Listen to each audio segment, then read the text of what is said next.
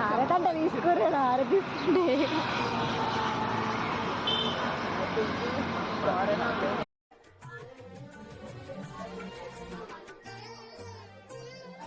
జై శ్రీరామ్. నా పేరు కంచర్ల వెంకటరమణ. అలాగే ఇవాళ శ్రీరామ నవమి అనేది రాములు వారి పుట్టిన జన్మం. అలాగే వారి రోజున భద్రాచలంలో పగలు 12 గంటలకి కళ్యాణం చేస్తారు. అది అందరికీ లోక కళ్యాణం కోసం, అందరూ బాగుండాలి, అందులో నేను ఉండాలి, 10 మంది ఉండాలి అనేది కళ్యాణం ప్రతి గుడి వాళ్ళు చేస్తూ ఉంటారు. ఈ గుడి రాములు వారుని ఎక్కువగా కొలవటానికి కారణము ఆయనకి 16 గుణాలున్నాయి.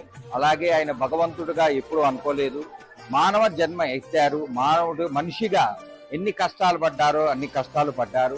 పడి ఆయన ఎప్పుడూ దేవుడిగా అనలేదు. కానీ మనం కొలుచుకోవటం రాములు వారుగా కొలుచుకుంటున్నాం. ఆయనకి 16 గుణాల్లో ఏ ఒక్క గుణం చూస్తున్నా ధర్మాన్ని కాపాడటానికి ఏకపత్ని వ్రతుడు, తండ్రి మాట జబదాటని వారు.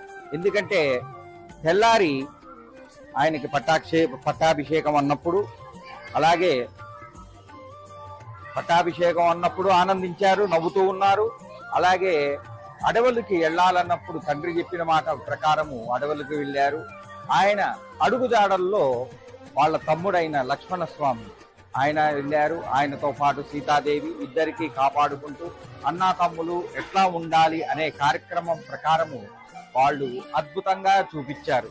తండ్రి మాటకి జబదాటని వారు, అలాగే కొడుకుగా ఏకపత్ని వ్రతుడుగా ఇవన్నీ చేయటం అనేది చాలా అద్భుతంగా జరిగాయి. దాని పరంగా ధర్మాన్ని కాపాడుతూ ఉంటే అది మనని కాపాడుతుందనే భావము, మన సనాతన ధర్మం కాపాడుతుంది అని మనం కాపాడితే వాళ్ళని అది తప్పకుండా కాపాడుతుందనే భావంలో చెప్పడం జరుగుతోంది. అలాగే ఇక్కడ గుడి ప్రాముఖ్యత ఏంటంటే భద్రాచలంలో 12 గంటలకి కళ్యాణం చేస్తే ఇది అర్ధరాత్రి కళ్యాణం చేసేది ప్రత్యేకత. అది ఎందుకంటే లక్ష్మణదాసు గారు అనేవారు గుడి కట్టించడం జరిగింది. వాళ్ళ పుత్రులంటే కొడుకులు మోతుగోరి రాఘవ దాసు గారు. అంటే ఈ జనరేషన్ లో ఎవరు పెద్దవారో వారికి దాసు అనే పేరు రావటం జరుగుతుంది. వీళ్ళ 4 అన్నా తమ్ములు, 3 అక్క చెల్లెళ్ళు. రాఘవ దాసు గారు పెద్ద ఆయన. రెండో ఆయన కృష్ణశర్మ గారు, మోతుగూరు కృష్ణశర్మ గారు. మూడో ఆయన మోతుగూరి వెంకటేశ్వరరావు గారు, అలాగే రామ్మోహన్ గారు. వీళ్ళ 4 ఆధ్వర్యంలో ఈ గుడి అనేది జరుగుతోంది. 2014-15లో ఈ గుడిని పునరుద్ధరణ చేయటం జరిగింది. అంటే రీకన్స్ట్రక్షన్. దాని కన్స్ట్రక్షన్ చేసేటప్పుడు మీరు పట్టాభిషేకం దాకా రాములు వారు పుట్టుక అంటే జననం, అలాగే వారు ఎందుకు పుట్టవలసి వచ్చింది అనేది వాళ్ళంతటి మీ చరిత్ర కాంపౌండ్ వాళ్ళ చుట్టూతా మీకు చెక్కి ఉన్నది. సో ఈ కారణంగా ఎట్లా ఉన్నది, ఎట్లా చేశారు, ఎట్లా ఇది అనేది పూజ ఫలంగా ధర్మాన్ని కాపాడటానికి కోసం అందరూ బాగుండాలనే భావంలో చేయటం అనేది జరుగుతోంది. ఇంకో విషయం ఏంటంటే ఇవాళ రేపు కొద్దిగా కొంతమంది జై శ్రీరామ్ అని అంటున్నారు. జై శ్రీరామ్ అంట ములాన ఏమవుతోందంటే 11 సార్లు 11 సార్లు విష్ణు సహస్రనామం, లలితా సహస్రనామం చేస్తే ఎంత పుణ్యం కలుగుతుందో జై శ్రీరామ్ అనే పుణ్యం అనేది చాలా జరుగుతూ ఉంటుంది. ఈ కార్యక్రమాల్లో జై శ్రీరామ్ అని ఫోను చేయటం, ఎత్తటం, ముగించేటప్పుడు జై శ్రీరామ్ అంటే రాములు వారిని తలుచుకునేట్టు ఉంటుంది. అలా దాంట్లోనే అమ్మవారు ఉన్నారు, విష్ణుమూర్తి గారు. సో ఈ పరంగా 10 మందికి చెప్పడం అనేది జరుగుతోంది. అందరూ బాగుండాలి, అందులో బాగుండాలి. సరే, తర్వాత ఇది అర్ధరాత్రి కళ్యాణం చేసేటప్పుడు వీళ్ళకి గత 8-9 ఏళ్ల నుంచి నేను కంచర్ల వెంకటరమణ గోటితో ఒలిచే తలంబ్రాల అక్షింతలు ఒడ్డు పరంగా వీళ్ళకి ఇవ్వటం జరుగుతుంది. అది ఒలిచి మళ్ళా భద్రాచలం వెళ్ళి అవే మళ్ళా వచ్చి తలంబ్రాలు అక్షింతలుగా కలిపిన తర్వాత వీళ్ళు కళ్యాణం అనేది చేయటం అనేది జరుగుతుంది. కావాలంటే మోతుకూరు శర్మ గారు ఉన్నారు, వారి చేత మాట్లాడిచ్చేస్తుంది. అది ఆయన అద్భుతంగా చెప్తారు. దీని ప్రత్యేకత ఏంటంటే భద్రాచలానికే అభినవ సంబంధం ఉంది. ఎందుకనంటే వెస్ట్ సైడ్ అంటే 4 దిక్కులు ఉంది. భద్రాచలంలో 4 దిక్కులు ఉన్నాయి. అక్కడ గోదావరి ఉంది. ఇటు పక్కన ముచ్చుకుందా స్వామి తపస్సు చేయటం వలన అక్కడ భద్రుడు చేయటం వలన గోదావరి గాని ఇది గాని జరిగింది. అందుకే భద్రాద్రి సీతారామచంద్రమూర్తి స్వామి అని అంటారు. సో ఇక్కడ ముచ్చుకుందా స్వామి ఇప్పుడు యాజ్ ఆన్ టుడే మూసీ నదిగా తయారైంది. ఆయన జపస్సు చేసిన తర్వాత, ఆయన దగ్గర కాళ్ళు కడిగిన తర్వాత ఈ గుడి దర్శనానికి 365 మెట్లు ఎక్కాల్సి వచ్చేది. ఇప్పుడు రోడ్డు పరంగా, జనన పరంగా ఇవన్నీ జరగటం జరుగుతోంది. అలాగే ఈ విగ్రహాలు 2 విగ్రహాలు లక్ష్మణస్వామి గాని, రాముల వారు గాని, సీతమ్మ గారిని అపహరించటం జరిగింది. అపహరించి 2 ఏళ్ల తర్వాత వెతికి ఆ విగ్రహాలు వాళ్ళవే అని తెలిసిన తర్వాత వీళ్ళు తీసుకురావటం, ప్రతిష్ఠించటం, కళ్యాణం అనేది చేయటం అనేది జరిగింది.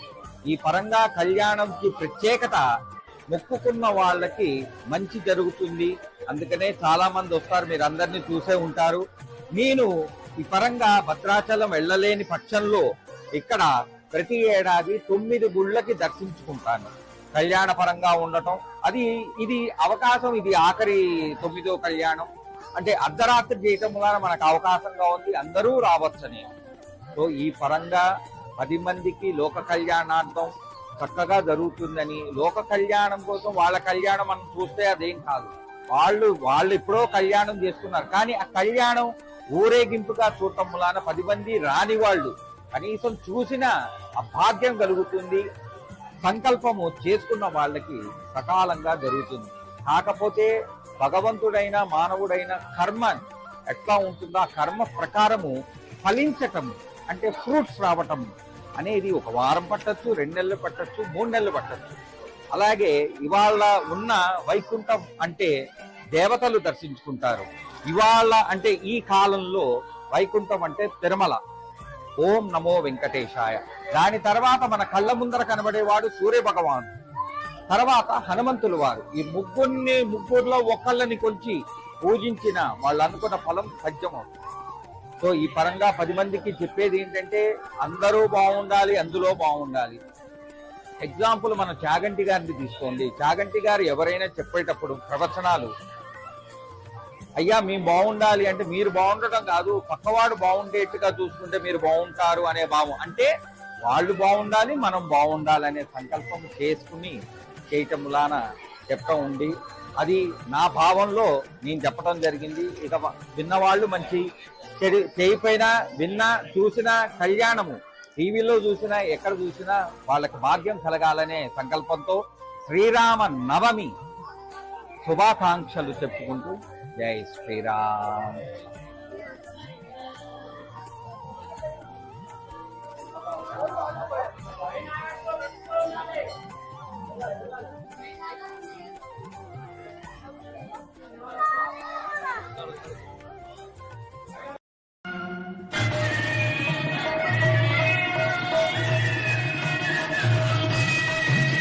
సీతారాముల కళ్యాణము చూపమురారండి.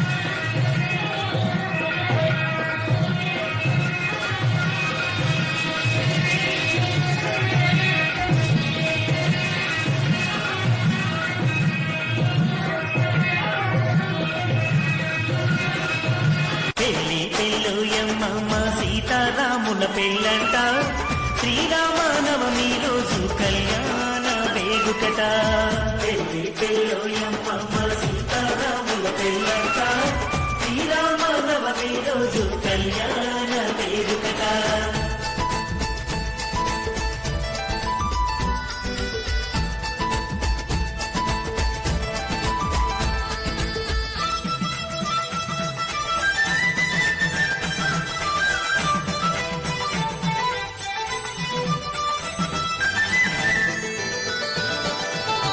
ఆకాశం పందిరంట భూలోకం పీటలంట చుక్కలన్నీ తలంబ్రాలే కురిసే జానకి రాముల పైన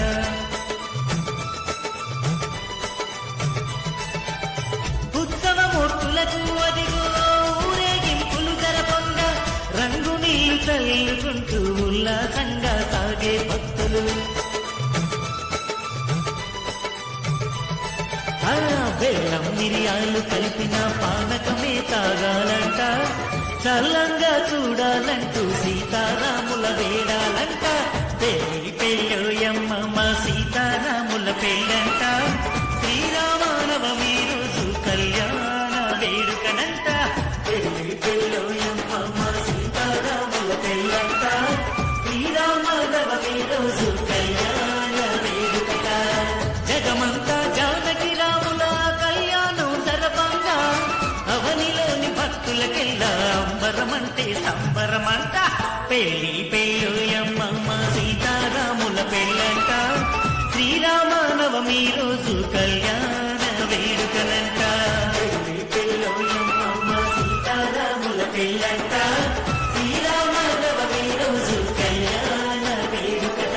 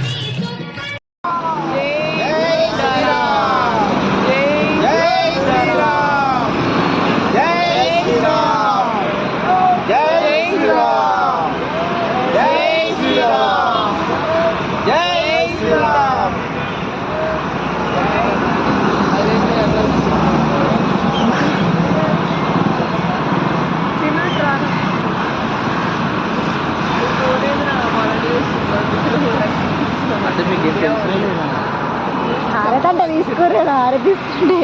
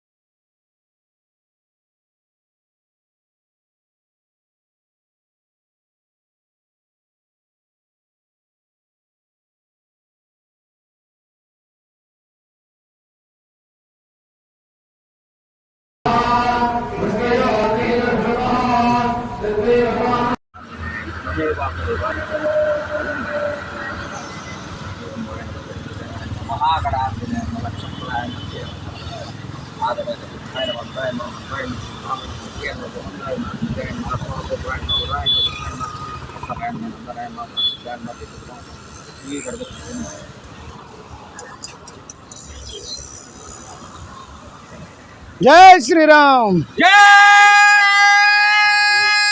శ్రీరామ్ జై శ్రీరామ్ జై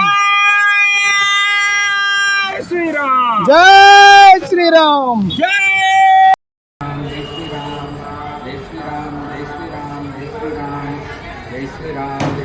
ఓం గణాధిపతియే నమః గణాధిపతియే నమః మహాకాయ నిర్విఘ్నం పరిపూర్ణం తదాస్తు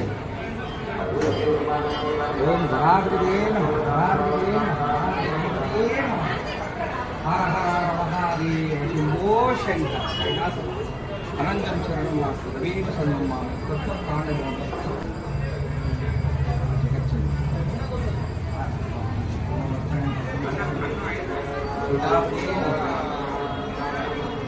जय श्री राम जय श्री राम आंजनेय कहे और देवाय की हिम्मत दिया आंजनेय कहे और देवाय की हिम्मत दिया आंजनेय कहे और देवाय की हिम्मत दिया जय श्री राम जय श्री राम जय श्री राम जय श्री राम जय श्री राम जय श्री राम जय श्री राम नी कापाడుతుంది हे माता जगज्जननी जय श्री जय श्री అంటే ఇక్కడ ఇప్పుడు ఏం జరిగిందంటే రామాయణంలోనే చెప్తారు యుద్ధం జరుగుతున్నప్పుడు ఆ యుద్ధంలో వాళ్ళు వెళ్ళి కొట్టుకుంటున్నప్పుడు ఈ రాక్షసుల్లో ఏంటంటే వాళ్ళకి ఇన్ఫీరియారిటీ అనేటువంటి ఉండకూడదు వాళ్ళు చాలా గొప్పవాళ్ళని వాళ్ళ ఉద్దేశం ఎవరికి వాళ్ళకి ఇంద్రజిత్తుకి కానీ లేకపోతే రావణాసురుడికి కానీ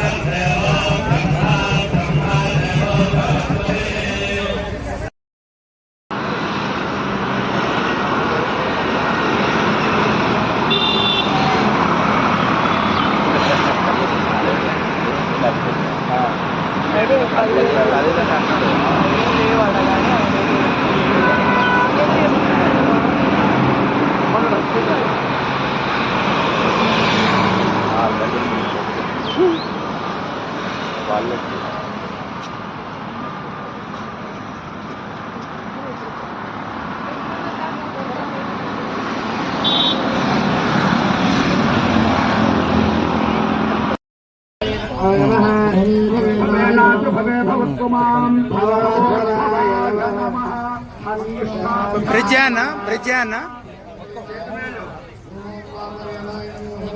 वामदेवाय नमो ज्येष्ठाय नमः श्रेष्ठाय नमो नमस्काराय नमः फलविकरणाय नमो फलविकरणाय नमो फलप्रमथनाय नमः सर्वभूतभवनाय नमः मलाम्बराय नमः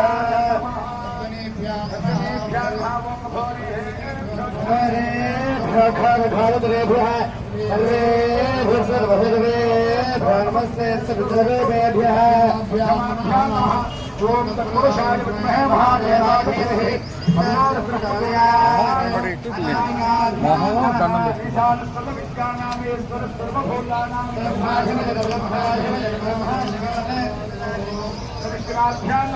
ओम नमो हस्तिभ्यो देवाभ्यो नमः गणेभ्यो गणपतिभ्यश्च नमो नमः कृष्णाय नमः ओम नमः नमः कक्षाभ्यां नमः ओम नमो शंभवादेवाय नमः वार्ताभ्यां नमः ओम विद्यं धनुष्णपद्मनाभयोपाननागुरा अनेहं नक्षेः राहुलस्करसंगतिः जठाय नमः